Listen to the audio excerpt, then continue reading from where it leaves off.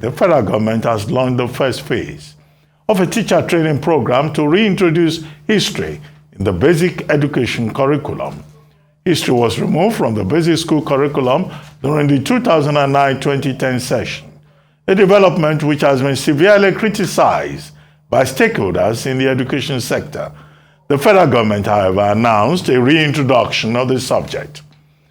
Minister of Education Adamu has spoken about the non-teaching of history for more than 10 years.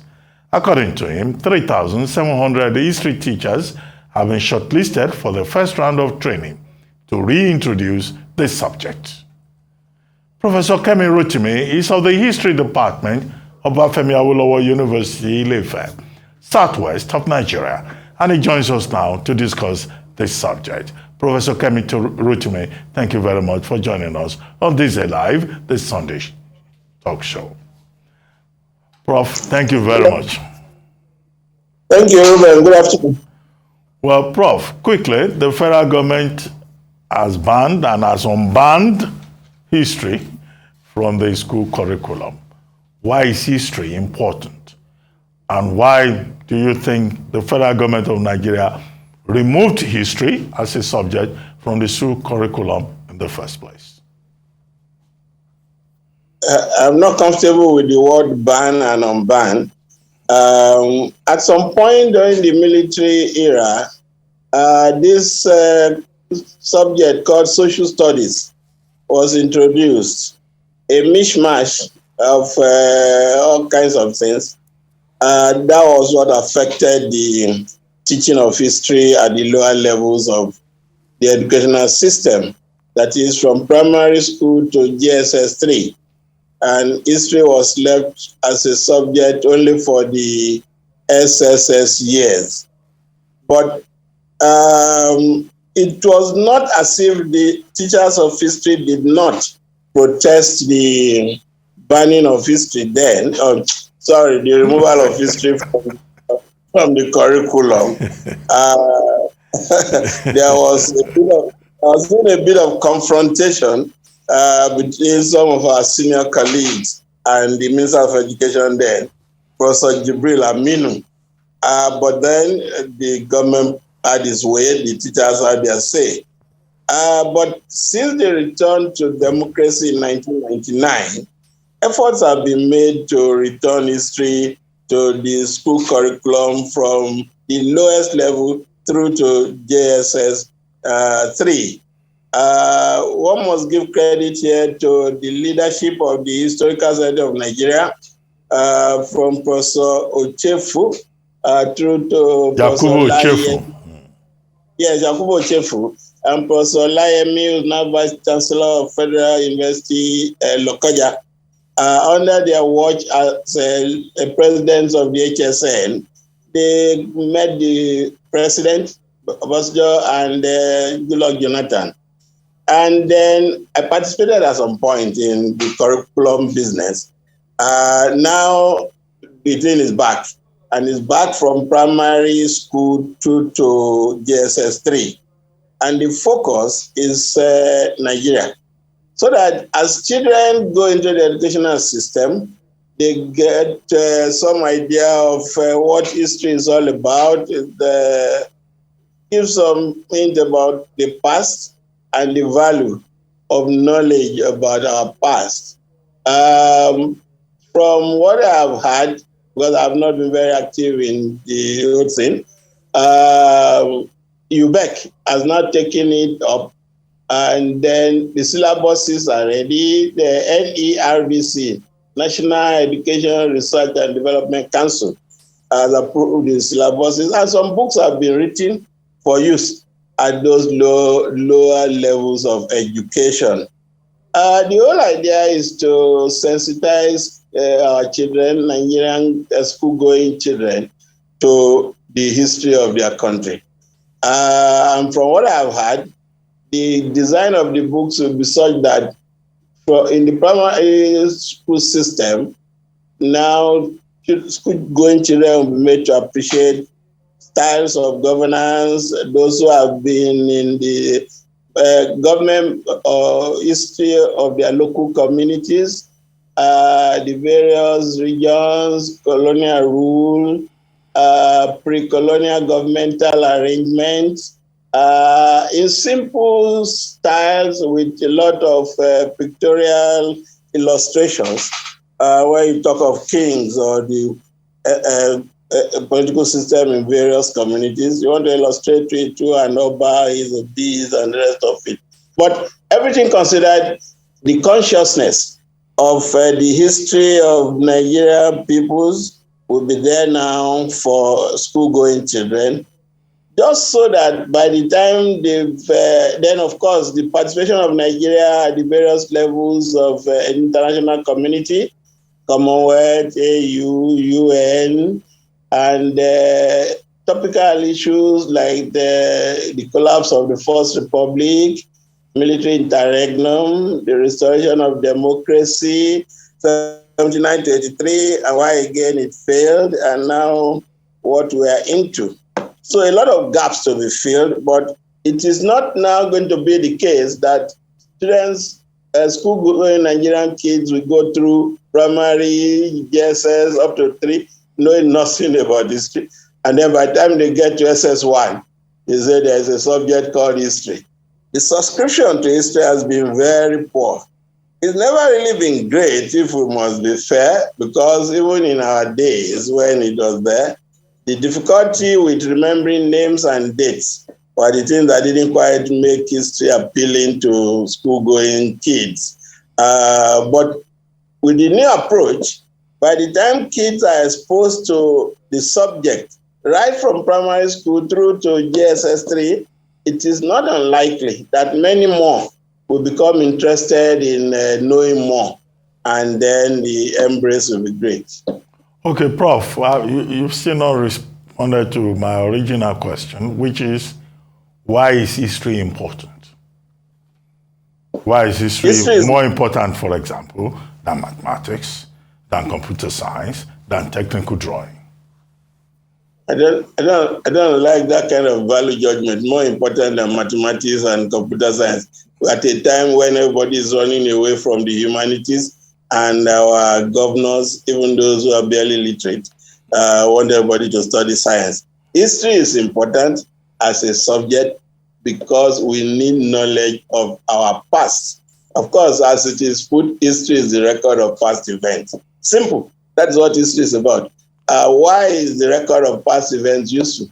It's useful as a guide to what are taking place before even the individual who is getting into it was born. But the knowledge of the past is important for so very many reasons. The way things have been, and then some developments in current times. If you get to know what had happened before, then you'll be able to appreciate what is going on now. For instance, Nigeria now practices presidentialism, but there have been agitations for a return to parliamentary democracy. What does a 19-year-old now, just in 17-year-old in SS 1 or 2 or 3, know about parliamentary democracy? But if the subject is, now that the subject has been reintroduced, before that child gets to SS1 and is choosing the subject for final year, I will have been exposed to what parliamentary democracy is about and the difference between that and what the presidential system that will now operate, and can contribute meaningfully to the debate. So history is a record of past events, but not for its own sake. Record of past events as a useful guide to understanding the present, but in history we really don't project for the future. That's not our business. We analyze on the basis of available facts to guide current discussions and developments. Well, Prof, I mean, is it enough for the Nigerian government to reintroduce history into the curriculum? Are there other steps that the Nigerian government can possibly take to integrate history into the fabric of governance, as we see in other countries, where they have museums, they have monuments, they invest in tourism, they use the visual art, to construct and reimagine history? Because, but is it enough, really? That's my question. To just introduce it into the curriculum and leave it at that level. As I've told you, from what I've had, the kind of instructional materials being prepared now will have exposed the school-going pupil to illustrations about the way things have been in the past. And Nigeria is very rich. We have museums and monuments. We don't have any shortage of that. And these kids can be taken on excursions to such places. So it's a total package, I believe. And it is not likely that anybody who wants to teach history to young ones now will just stay with the textbook and not bother to go out. Okay, I'm in Ilefe. Assuming I were to teach history now in a secondary school, and I'm talking about government in pre-colonial times, we have the palace of the Ooni in Ife. For any meaningful classroom instruction, I will have to take the children there to see the layout of the palace, and of course, we fix an appointment with the Ooni or who may designate any of the palace officials to interact with us. Or let us take, for instance, the clamor now, for instance, for state police. As you know from my interaction with you and from what I've devoted a greater part of my academic life studying, policing, the idea of policing was not known to Nigerians only when colonial rule came. Policing predated colonial rule. In all of the centralized state systems in Nigeria, you had people in the palaces of the kings, emirs, doing the work of police. And they are distinguished by the accoutrement. In Yoruba land, you have the lari, by the distinctive hairstyle. And when you still see a dogari following an emir about today, when you look at it, that's a police uniform. That's a police uniform. So what am I leading on to? There are things about us that we need more knowledge of what had been in the past, so that people will stop talking as if policing came to Nigeria only when the British came and they introduced what is now the Nigeria Police Force. No, there had been police, there have been bodies in the palaces of kings doing the work of police. And that could help a better understanding of the way things have been with policing. But that's drawing from my personal exposure as an academic. So it is an integrated package. And I'm sure that everything will be done to make the subject not just exciting, but also for kids to subscribe to knowing more about our past. And it is significant, I must say, that for these lower levels of education, the focus is heavily on our history as Nigeria. So if you get familiar with the history of your country, the urge to want to know more as you move on in the ladder of education will be sharper. And then, of course, you have a background on which you are building. Well, Professor Rotimi, we've been talking about history, the curriculum, the reintroduction, re-centralization of history as a subject of inquiry. Let's talk about ASUU. ASUU was on strike for 8 months. When you came back in October, we were told that the ASUU members were given half salary.